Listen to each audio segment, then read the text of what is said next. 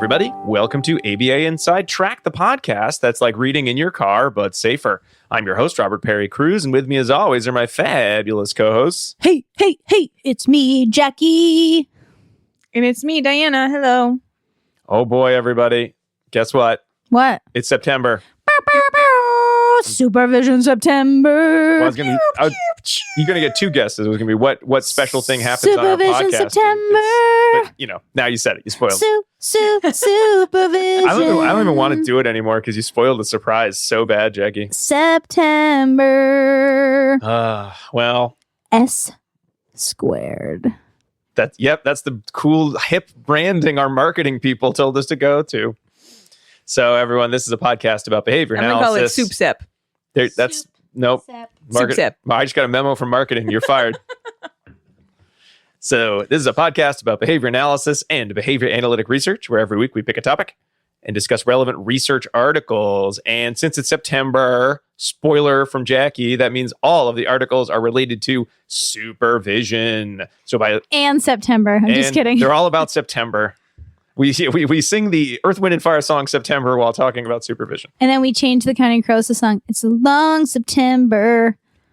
Get it? There's reason to believe. Yeah. Maybe your supervision will be better this year than the last. Maybe. Yeah, I hope so. Will be. Oh, it man. will be. Does anyone have Adam Duritz's email? We should see if he could write up a new theme song for the month. I do. Okay, great. Send him an email. I'll email him and be like, yo, Adam, haven't talked to you in a while since I saw you in 1988. I'm just kidding. 1998. He had that real great song on the Shrek soundtrack. Let's not forget. Accidentally in love. Yeah, I like Accidentally in Love. Okay, let's do it. All right. But anyway, every episode this month is about supervision, which means if you listen to every episode this month, you will have 4 supervision CEs, which again, while you should keep working on your supervision more than, for 4 total hours in a year, it will cover your certification requirements at least, or your recertification requirements. So, hey, super fun. We love supervision here. And this first episode, I think this is the first one coming out, if I looked at the calendar correctly, is all on the topic of remote supervision. And a fun fact about remote supervision research, there is not a lot about how to do great remote supervision. And one of our articles even points out we probably should start looking at effectiveness of remote supervision versus what we mostly have, which are, hey, does anybody like remote supervision? So we're going to try to go beyond just, does anyone like it? Because that would be a short episode, would not hit our 50-minute minimum. And then we're going to talk about some other resources that folks can check out. Some of them we're going to get to discuss a little. Most of them we're not going to have time to discuss just because of how kind of our researching schedule worked out for now. So let's get into it. What are we talking about on today's episode? I don't know. I'm always surprised when this happens. Your face literally does this like, whoa, this is my turn. Okay. Oh, I know where I can get this information for you from. All right. We have 4 articles that will be part of this episode, and they include Acceptability and Feasibility of Virtual Behavior Analysis Supervision by Simmons, Ford, Salvatore, and Moretti, published in Behavior Analysis in Practice 2021. A survey of barriers experienced while providing supervision via telehealth, implications for future research and practice by Sapila Thomas and Broadhead. That was published in Behavior Analysis in Practice 2024. Maintaining effective supervision systems for trainees pursuing a behavior analyst certification board certification during the COVID-19 pandemic by Nancy Cholich, Hogan, Taylor, Bristol, and Burris. And that was in BAP 2021. And finally, Schools Out for COVID-19, 50 Ways BCBA Trainees in Special Education Settings Can Accrue Independent Fieldwork Experience Hours During the Pandemic by Frenopfel and Demchak, published in BAP 2020. All right. So there is one resource that we are not going to be talking about other than this initial, which is Britton and Shikoria's remote supervision kind of field work book. And that's Matt Shikoria, our friend Matt Shikoria, host of Behavioral Observations. We did not get to this book, not because we didn't want to. I have a copy of it, and I have gone through like a couple of the chapters. It is very practice focus, which is awesome. I love that. However, we are wrapping up the summer of book clubs, including a book club book that we had already decided upon doing back in June or something. So we did not have time to add another book that would get a full like book club episode, full discussion. So I think we're going to come back to that one in the future. Yeah, in the future. We did not get to it in time. So Maybe next year. Maybe next year. But if you were interested, Ciplia Thomas and Broadhead did do a 2020 book review of Britton and Scoria's remote supervision book in BAP. They liked it a lot. They said it was very practical. I can tell you from looking through it, it is a quick read and it is here are a bunch of awesome activities you can do for remote supervision. And we almost did the Ciplia Thomas Broadhead article, but that seemed like even worse than just waiting and then doing the full book in the future. Here's an article discussing a book that we didn't get a chance to read. So we're sorry we did not get to that, but I would definitely recommend for folks who are just about to do remote supervision or are thinking of adding more activities, it is a really nice addition to your catalog from what I have read so far. I have not done like a thorough deep dive into the whole book, but some of the activities I've looked at, I plucked one or two out and I've kind of thrown in I want to do this in the future. So again, great. I think a good resource to add there, but we're not going to be able to give it a full good discussion. So that's really all we're going to have to say about that for now. Sorry. But maybe but hopefully next year or another chunk of time we'll come back to it. I think people listening to this are probably like looking for additional resources. And so part of this episode is pointing people toward what is out there. And that's one of the things that's out there if you want to delve into it further. Yeah. Listener. I don't need to delve into it. Well, I do need to delve into it further, but I already own the book, so I'm good. And you therefore own it too. Anywho. Some of these articles are like pandemic related, which I think we're going to be able to skip over that part. Yeah. The key part of all this kind of pandemic research is, hey, remember that time when everyone was like, I don't know if remote's for me. And then the federal government said, guess what? Remote's for you. And we all had to sort of figure out what that meant. And now the decision is, do we continue with remote? Is there a reason you do remote? Are there reasons you wouldn't do remote? If you do remote, how would you do it? So now it's a flexible question. But there was a period in time not so long ago when it was a mandatory requirement in many places. Yeah, so it kind of opened up options for people. And in many places, the density of the population is a lot more spread out, and it may be a lot harder to do in-person supervision, both of clients and supervisees.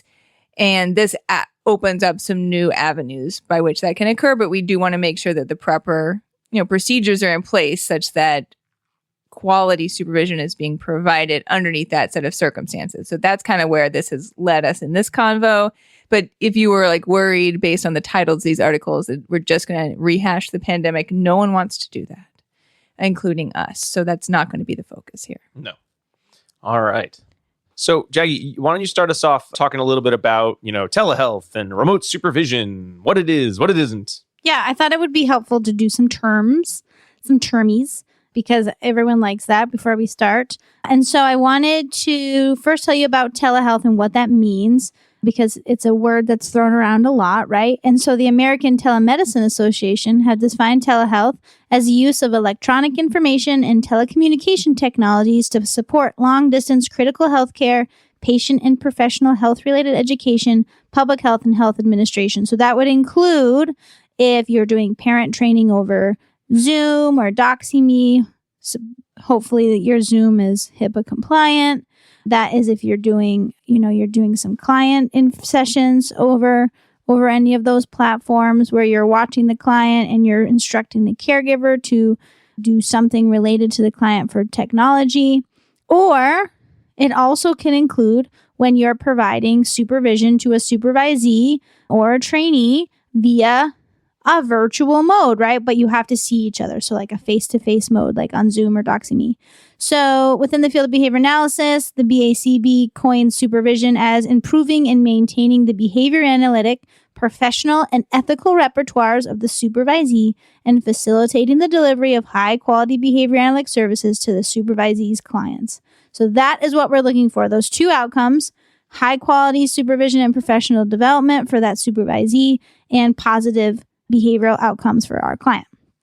So in order to be a supervisor, according to the BACB, being a supervisor for someone that is going to eventually sit for certification test, they have to meet the requirements for supervision, which include having a BCBA certification in good standing, meaning you're not on some violation holds. You're not suspended. You pass the exam. You also have to complete the 8-hour supervision training at some point in your life. If you have just passed, surprisingly, and maintain your certification. I was Sure. like, surprisingly, you don't have to redo that, but that's why, because you have to maintain those. That's why we're doing these episodes. Yep, that's true. I love that just didn't All the pieces register. just fell I into love place right all there. these years of these 4 supervision episodes we've done. Why? Why? Man. But yeah, that's why. And if you haven't had your certification for more than a year, you have to have a mentor that's mentoring you while you supervise, right? So Double supervision. you have to have double supervision. And then that supervisor has to sign off each month that you've met about supervision. And that's a relatively new requirement. So everyone hopefully knows about that one.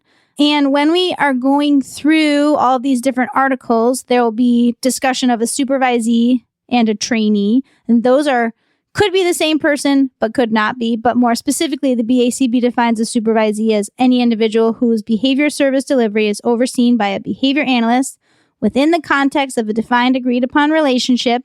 And the supervisee is one that is going to get certification for the BACB exam, whereas a trainee might be under that contract, but is not pursuing the BACB certification exam. So it's weird because it could. It is weird. I don't love it. I would like them to flip those because when I think about Right. it, I always think of a trainee is someone who's going to be a BCBA, and a supervisee is someone who is getting supervised by me for whatever reason, Right. insurance reasons, best Yeah. practice reasons, all the above reasons.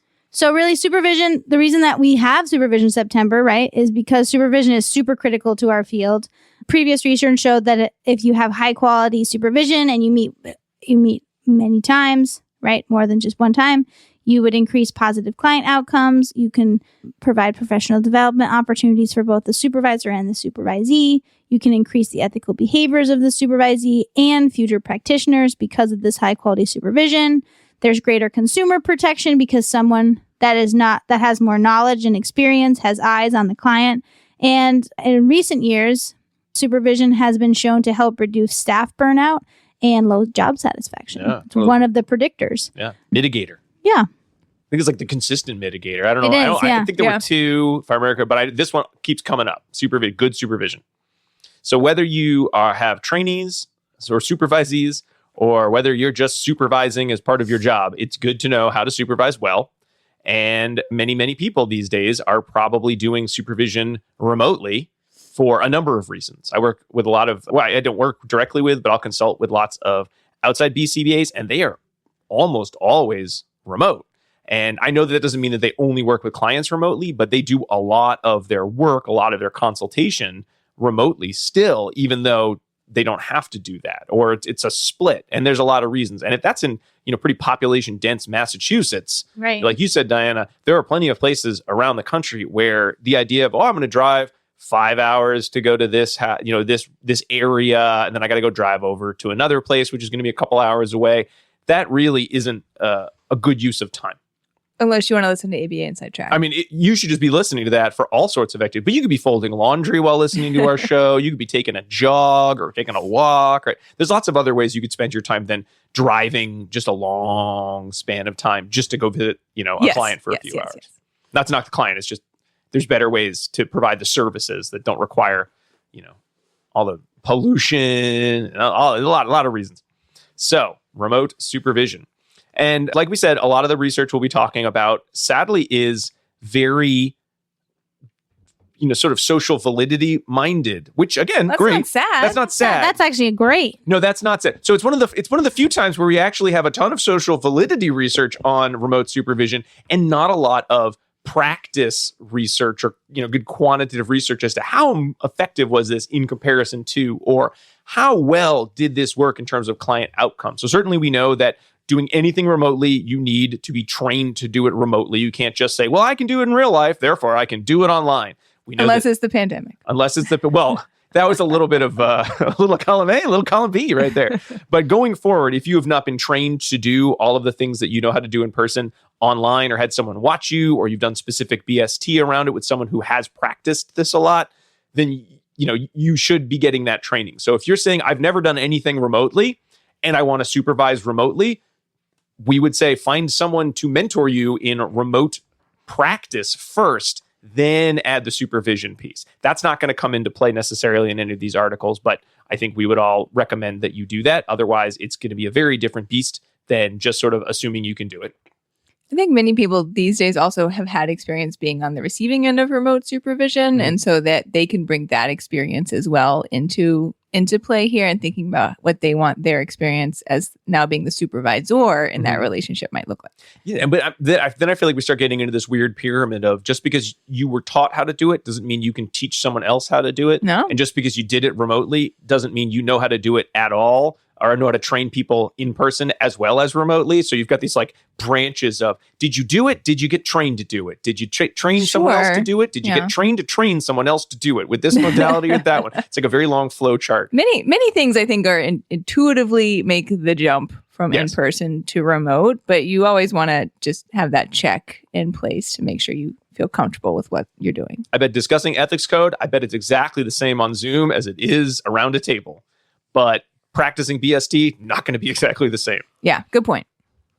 All right, so we'll start off with the Simmons article talking about acceptability and feasibility of virtual behavior analysis supervision. So we kind of talked about the goals of supervision, ongoing supervision, initial supervision, and this is something that, doing supervision the way that we do it now is, again, relatively recent push of our field is getting longer and longer. And it's one of those things that I know when I did my 8-hour class, I said to myself, this is great. Why haven't we been doing this forever? And so I'm very excited that we have these opportunities. But as we're seeing more and more virtual supervision post COVID-19 pandemic, we have to talk about what are the advantages, what are the disadvantages. So again, a lot of folks will talk about advantages to remote supervision are, well, sometimes the schedules are, positive because I can schedule it at times when I'd otherwise be, mid-driving somewhere. So it does give a lot more flexibility with scheduling, which everyone loves a little flexibility of scheduling. Well, I don't want to say everyone, but I'll assume the majority of people do based on all the business insider articles I've read about everyone loving flexibility and not loving some of the business push to make everyone work the exact same hours they used to work again. It may allow for more time to practice or to prepare for supervision because you now have that flexibility, or the hour it was going to take you to drive, you now have an hour to do supervision prep instead. Decreases travel costs, greater access to supervisors because now you can get a supervisor from around the world, and it potentially decreases client reactivity. I've never heard of that being a huge complaint, but I have worked with clients who sort of don't really want an extra person sort of hanging out with them, giving feedback in the moment, potentially. It makes them uncomfortable. And since client safety and client comfort comes first, that can make supervision more difficult to do. But again, with any advantages, we've got disadvantages. So, hey, what if we need to communicate and we have bad technology? That's going to be a huge disadvantage. What if I'm trying to give you feedback, but you can't listen to me through your Bluetooth headset and look at my face and look at what you're doing? It just might be too much multitasking. Hey, what if I can't make an environment where you can actually see what it is I am doing so that you can give me accurate feedback? That's a real problem. Hey, what if I'm using my supervision time to shop on Amazon using a different tab? A real problem for everybody. I'm just kidding. You mean a benefit? I mean, it depends on how good your supervision is, I suppose. You know what? That's one of the measures. We always talk about how are we measuring our effective supervision. Like, hey, spot check, supervisee. How many tabs do you have open right now? And if the answer is, 1,000, and they're not related to supervision, that might be a measure of you're not keeping. I always have 1,000 tabs open. That's has nothing to do. Oh, okay. So it's not a good measure. No. It's not valid? Doesn't mean I'm using them all. Okay. I just need them. All right. You know what? I'm going to add that to my remote supervision contract of you must close all tabs unrelated to supervision. I'm not taking it. You cannot be my supervisor. I need those tabs. You do need those tabs.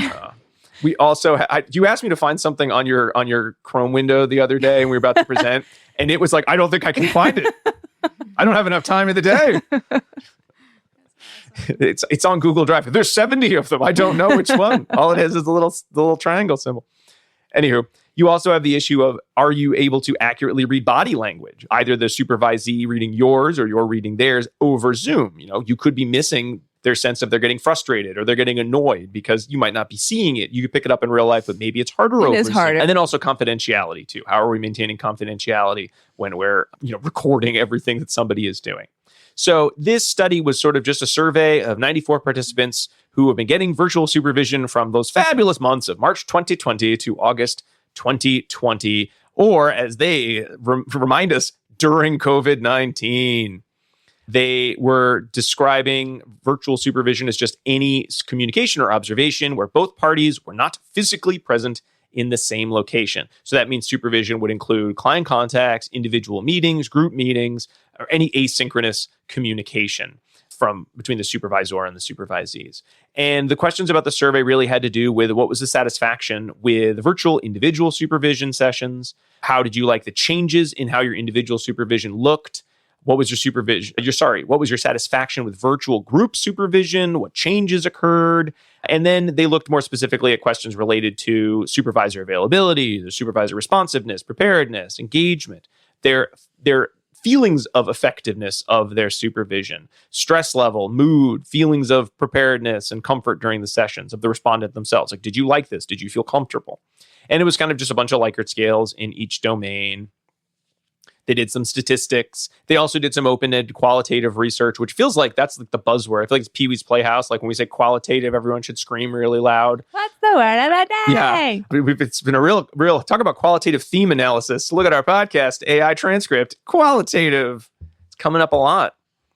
So this is a small sample. So it's a preliminary investigation of participants from 24 states, mostly New Jersey, Pennsylvania, and California respondents. People between 21 to 55 years old, predominantly female, majority white. So what you usually see in these demographics studies. And a number of them were, they were all getting supervision from 1 to 3 months up to 4+ years. They were getting their supervision. And they basically asked them questions about what were you doing before COVID? What were you doing during the current lockdowns? Because again, a lot of people were doing in-person exclusively. A couple were doing hybrid remote supervision. And then after the lockdowns, the majority were doing virtual services themselves, as well as virtual supervision. So you've got some people who could give an impression of how it changed based on just pre and during pandemic, but a lot of people are giving you their impressions of how did things change in terms of supervision going from fully in person or almost all in person to pretty much fully remote.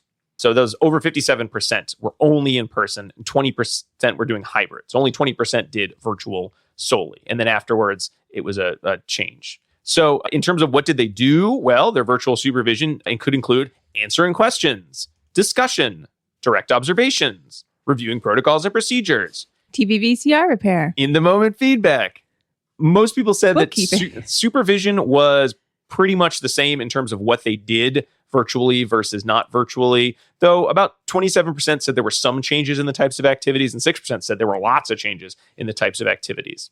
For the most part, there was a slight decrease in satisfaction levels with the change to virtual. 42% were greatly satisfied, 43% were satisfied pre-COVID-19. And during, there was a decrease to about 35% satisfied, 35% greatly satisfied. But there might be a lot of reasons that they were less satisfied during that period in their lives.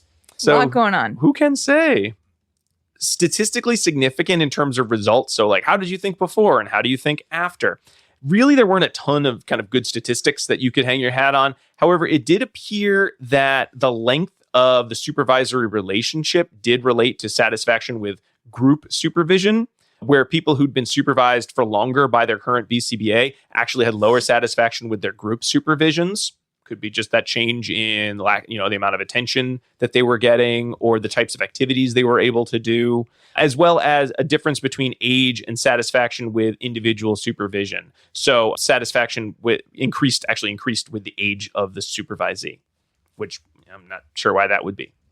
I provide a lot of group supervision, both in person and via the computer. And I do think it is hard when it is a virtual group to try to have the group gel, contribute as a group and to get the feel of what's going on. Mm-hmm. Whereas in person, it just becomes a lot more natural. I don't know, that's just me, but it's sometimes you're trying to get people to share and it's right. Mm-hmm. Well, can be more difficult and just harder to read, is everybody with me or not with me? I think also the added distraction is one of the barriers of having individual supervision to a degree, but I think group supervision, it's very compounded. It was one of the things I was going to talk about in my when I talk about my study, is that you don't know what other people, what they're doing, right? Because there's so many other things that shopping that they could be doing. They could be shoe shopping. They could be just staring off into space, right? And looking like they're looking. They could have a avatar.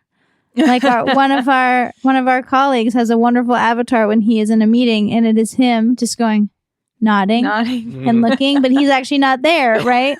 And so I think that poses its own barrier to have effective group supervision. Usually individual supervision, you can't really get away with much, right? It's harder because it's just one and you're like, you're not looking at the screen. What are you doing? I can see the Amazon page through your glasses. Yeah, you gotta be careful of that. But yeah, so that's a challenge in itself, right? Because maybe they have like a filter on in the background, so you don't know that there's like a kid and a husband and a dog. Yeah.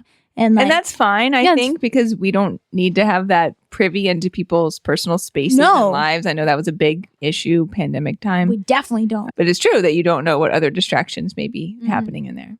So the majority of respondents reported they preferred in person. So 51%, that was kind of a minor majority. Then hybrid, 21%. And only 7% said that they preferred virtual. And then 7% said they had no preference. So overall, I don't think the most supervisees, at least, don't want to extrapolate too much. Most people would still prefer to do in person if possible. At least a measurement of how effective they felt. That was their preference. In terms of how effective they felt supervision was, is pretty similar. 50% said in-person supervision is more effective. 23% said hybrid. 12% no preference. Only 2% though said, I think the virtual supervision, is most effective matter.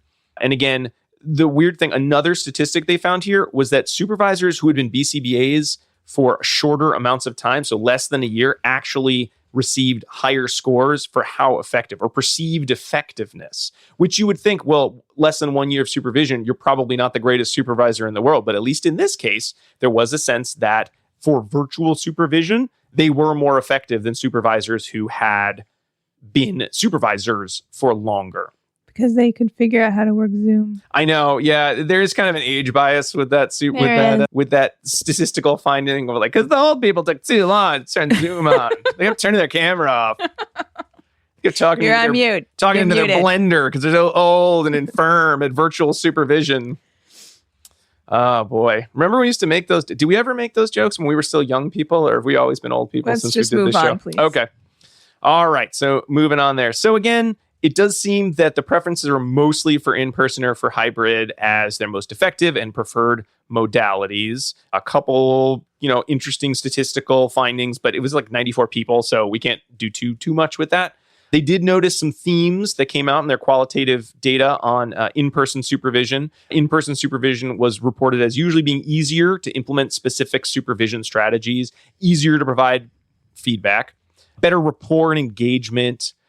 Surprisingly, when you're in person, you have fewer technological challenges. Wow.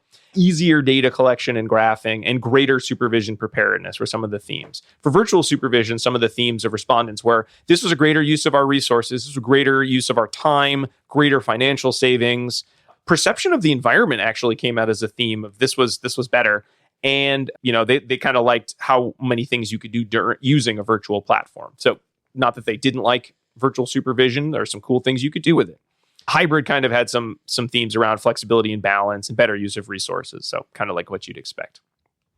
So certainly a lot of areas that we could continue exploring as we move from, social validity to effectiveness studies. What are the savings in terms of scheduling? We talk about flexible scheduling, but how much saving in resources and time really comes from doing virtual supervision? Like at Stop and Shop, and they're like, savings? Yeah. That's a local joke. For businesses, does virtual supervision actually allow BCBAs to take on more clients or trainees in a way that is meaningful and still provides quality services? How do we make sure that we're doing good observation of our trainees online? How do we make sure that we have, does it matter for client reactivity? You kind of mentioned that could be a thing. How well are we training people to use kind of HIPAA compliant software and to think of confidentiality virtually versus in person? Can I just say, like we're talking about all of these like potential disadvantages to this because we're like living it and in the midst of what it is actually like to do this. But if 50 years ago you told people you can meet with people who are in different spaces than you and see their face in real time on a screen and talk to them in real time, and it would allow you to have your outreach be magnified, X number of time just by removing this component of traveling, everyone would be amazed and astounded. And it's a huge advantage of this that I feel like because we are in the midst of it, we kind of like gloss over. But this is incredible that we are able to do this, even with its like funny little issues that it has. It's amazing, right? We are living the future. I think one of the strengths of humans, though, is our ability to take things that seem like magic and then boil them down into, well, but logistically, how does this suck? So just saying, Yeah. right? Yeah.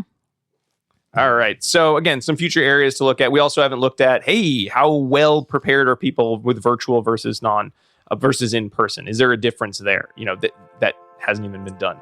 So seems cool, but let's take a break and come back with another survey, which potentially might be the last survey about this topic. So we'll be right back.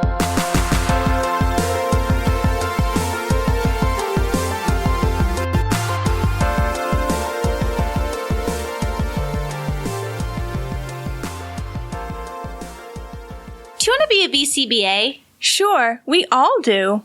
Now you can come to Regis College in Weston, Mass. to get your graduate degree. Choose from any one of these courses. Masters of Science in Applied Behavior Analysis.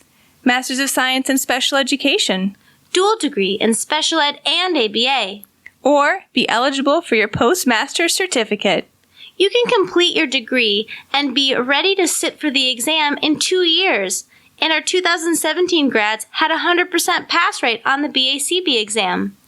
Come enjoy practicum placement support, ethics mini handbooks, PhD-level professors, small class sizes, and a service trip to Iceland. If interested, don't delay. Supplies are limited. Learn more at regiscollege.edu. Again, that's www.regiscollege.edu, regiscollege.edu. One more time, www.regiscollege.edu. See you there!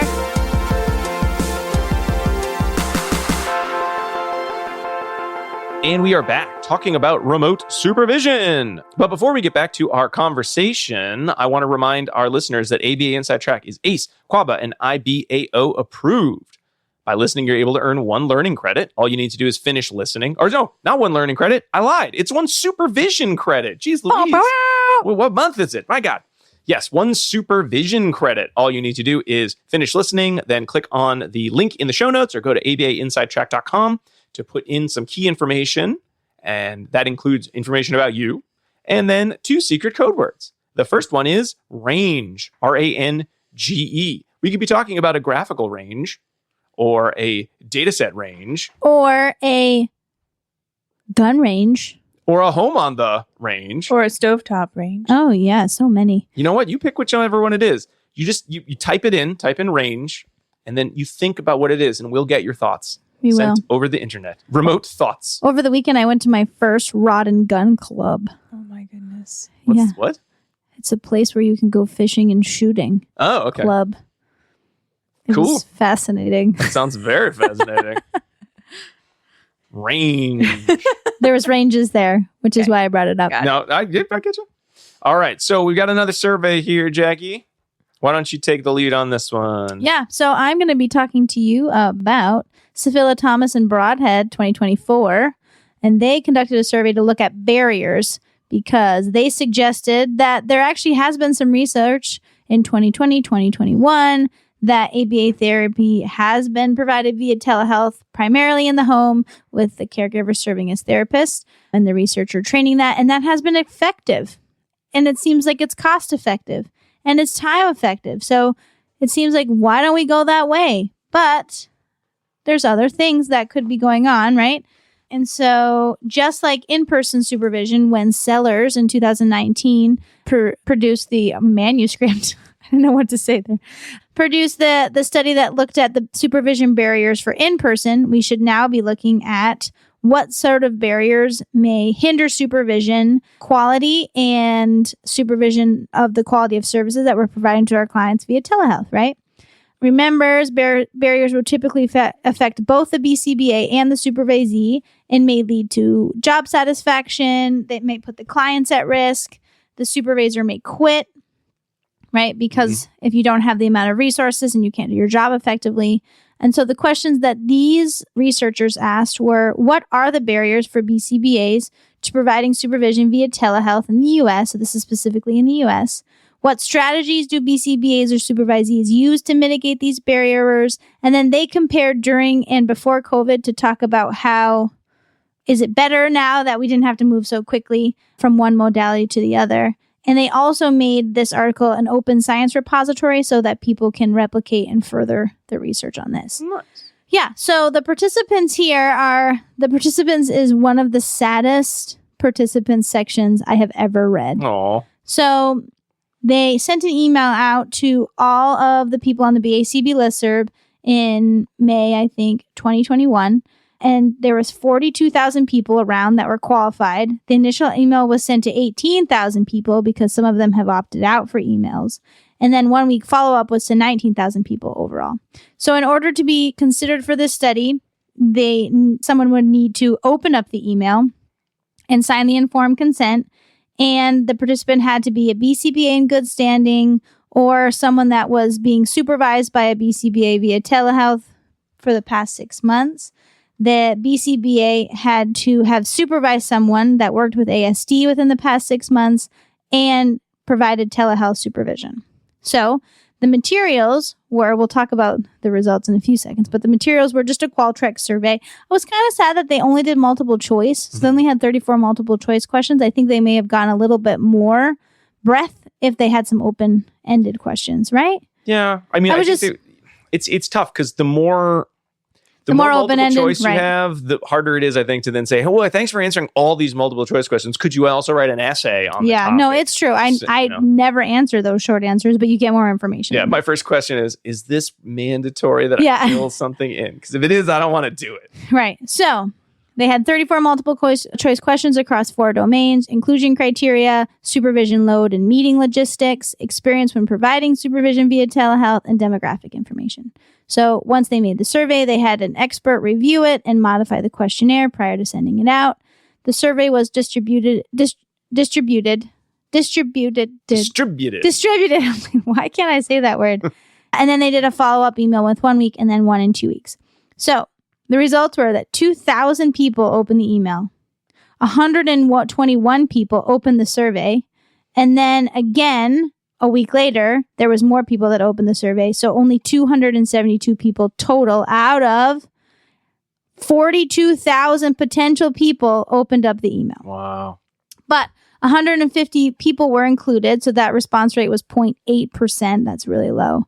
But then they had to discard some people due to inclusion criteria. So they only had 69 participants. Wow. Out of that's less than the last 42,000. The last one. And That's a lot. They weren't sending it to so many people. Yeah. So the mean age, so this part was surprising for me. The mean age was 36.8 years old, which seems old, right? Because our field is young. Mm-hmm. So that seemed old. I was surprised. I'm not surprised that most of them were female and white. But people who probably clicked the, yes, I provide virtual supervision. Yes, I've been a supervisor. Yeah. Like, you're right. You do cut down the number. Right. And they had master's degrees. Yeah. Most of the states were represented, but most were from California and Michigan. I'm feeling sad that Massachusetts wasn't represented in this survey, but that's fine.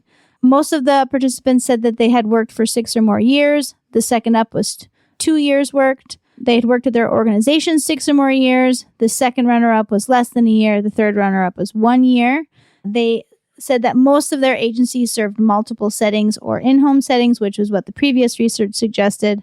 And most of the supervisors said they supervised 1, 2, or 3 individuals via telehealth over the past 6 months, with their clients being elementary school students, because there's an A in it, elementary, that's how I say it, and or early intervention. So then they asked how many times they had supervised. They provided supervision, One time was the highest, but one person answered 4 times per week. That's a lot. That's a lot of I'm wondering if supervision. it's a heavy, it's a heavy caseload classroom kind of thing where the individual's working with lots of different clients, so that they're going to be Like there anyway. You check in with everyone every morning. Yeah, but I was like, boom. I mean, I've had folks where I'm like supervising them doing, and back when we do more experimental FAs, I'm like, we're going to be doing a lot of sessions, and so you'd meet with that person 4 times, 5 times a week for like 2 or 3 weeks. Right. But yeah, so I was like, ooh, go participant. And some did not want to answer. So less than one time. Right. They were feeling sad about their answer. Yeah.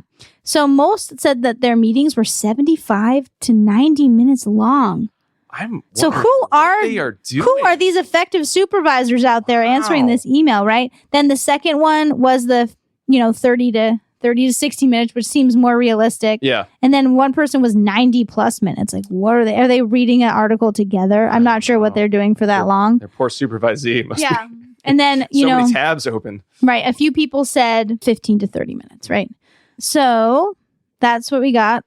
The majority said that they had received training on telehealth for supervision prior to doing supervision.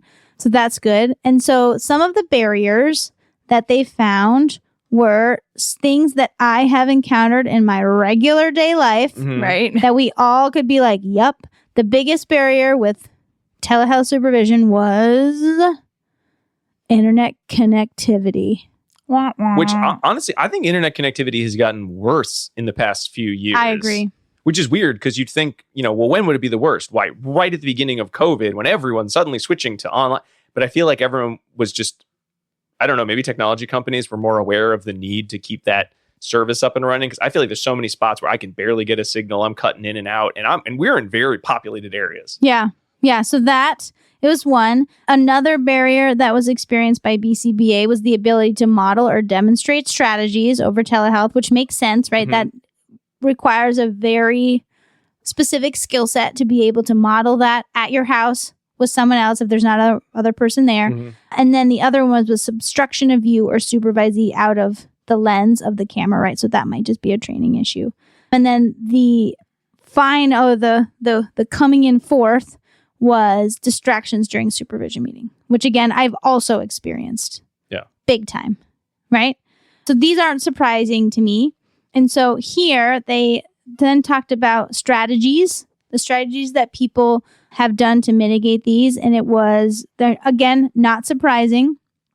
Setting clear expectations for the supervisee, like you need to pay attention. You need to be on Zoom with your camera on looking at me. You can't be doing doing other stuff.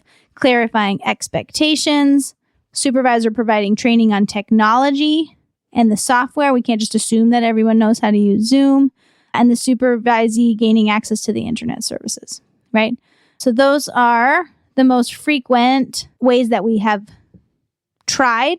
And then we saw that supervisees should set clear expectations for themselves and develop self-management strategies for the supervisee. So that's what they said. So that's really interesting. And then they looked at whether initial training helped, and they said no, it didn't. So if you have initial training on telehealth, it didn't help mitigate these barriers that were happening during telehealth supervision sessions. So then they recommended that organizations should train BCBAs on supervision via telehealth, but specifically target what to do in each of these different barriers that the survey suggests. Invest in the internet was one. If only I could buy more stock in internet, I'd be rich. And then plastics. Yeah. At the individual level, really making sure you're setting clear expectations about what supervision is, what it's going to look like via telehealth.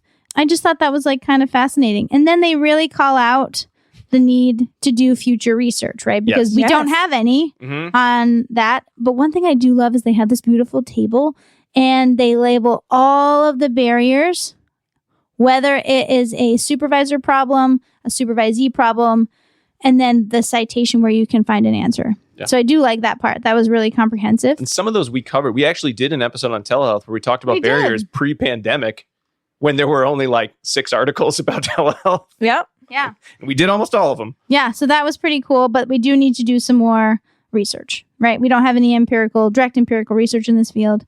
So they're like, please do some. All right.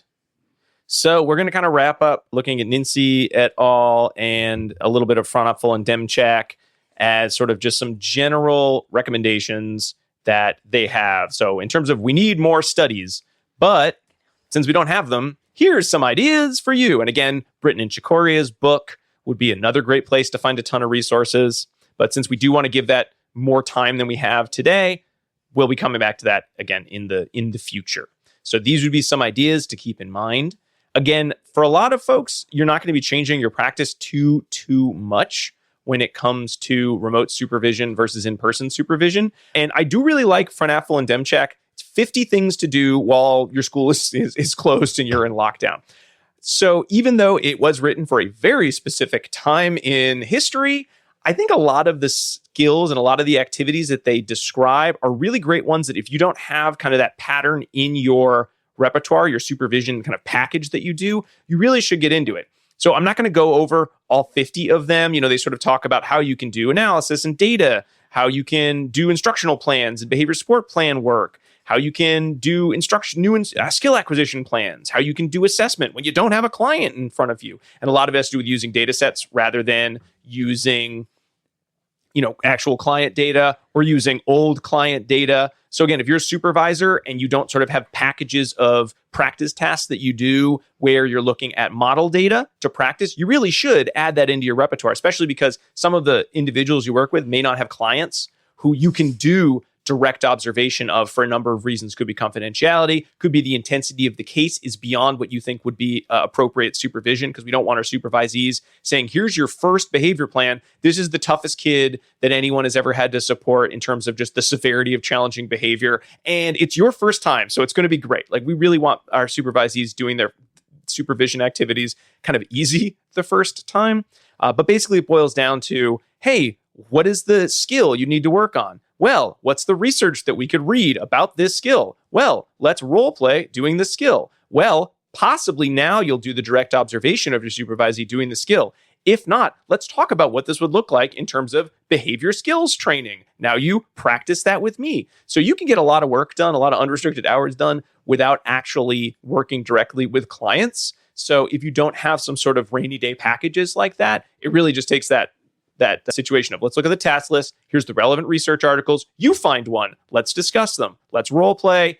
And then you would probably do your direct observation. You don't have to do that slavishly for every piece of the task list because you'll run out of time. But again, some good rainy day ideas there. Diana, what were some of the big take home ideas that you found in the NINSEE et al. Paper? Yeah, so this paper, like I said before, is pretty pandemic focused. So a lot of it, when you read it now, you're like, oh yes, that was a time and a place, and I'm glad to have moved past it. But we did learn a lot about remote supervision during that time block and the ways in which we can really promote good quality supervision via a telehealth model. So they talked about adjustments that might need to be made to supervisory practices. They identify that there are already a lot of really good curricula and sequences, modules out there that folks who are conducting supervision can utilize, whether it be in person or remote. It really doesn't matter too much. So in that, their list of special features for that was the Kazemi supervision book that had come out very recently around that time. I think it's a 2019 publication. The entire special issue from BAP on supervision, which I think at this point we may have covered every single article from that across varying episodes. And then different competency-based training practices.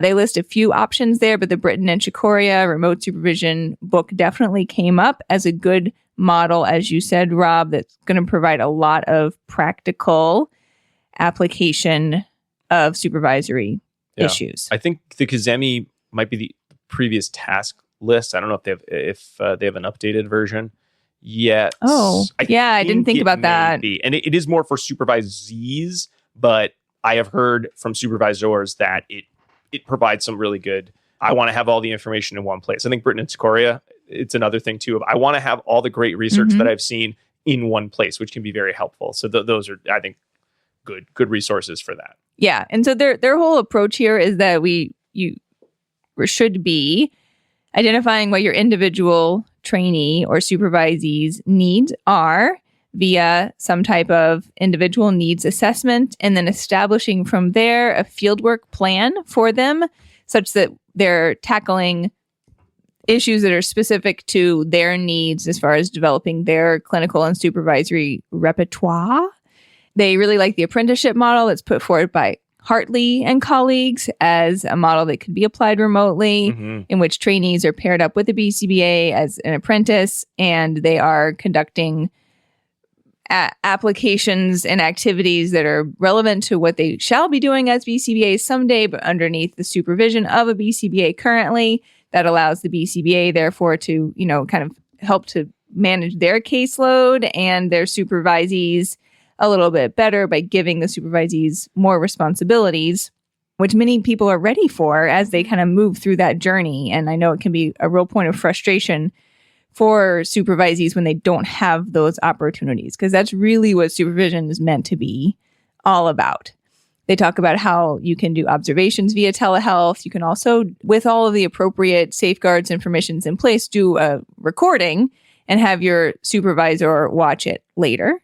That is an option out there. And then they talk about the advantages of having one of these types of systems, whether it's homemade or based on one of the available supervision curricula out there, in which you walk your trainee through an entire, what they call a fieldwork plan. So having successfully built upon modules that move through systematically through many of the tasks that we would expect to be conducted during supervision, with the goal of having kind of like thematic chapters of supervision there, where there might be group times in which you discuss the topic as a whole, but then individually each trainee is going to have a set of activities to do that map onto their current level, that they can, at the end of this whole experience, like put together as a portfolio to demonstrate what they have learned and some, permanent product evidence of the progress that they have made towards their individualized task list goals, which I absolutely love.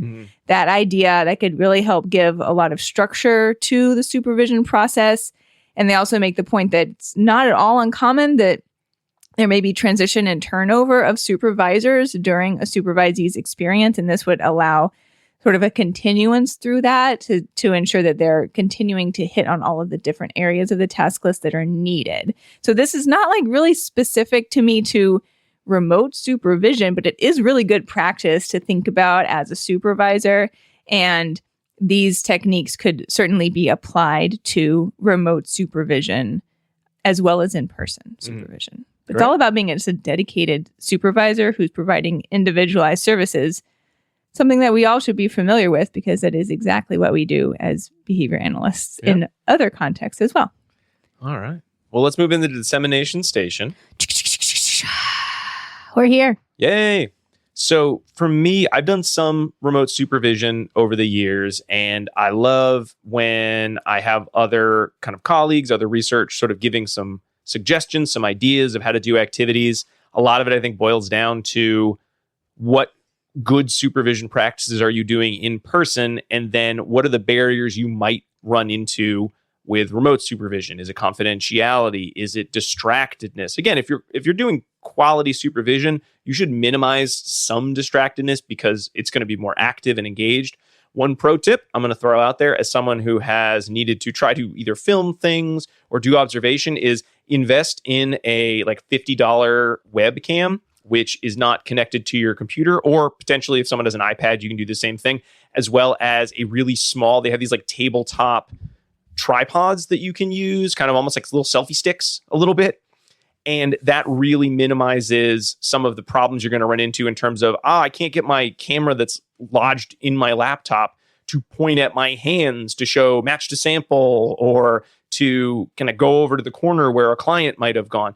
So investing in some of those technologies will make it a lot easier to minimize how hard it is to frame what you're trying to model, or your staff member being able to videotape the meaningful components of their role play, for instance.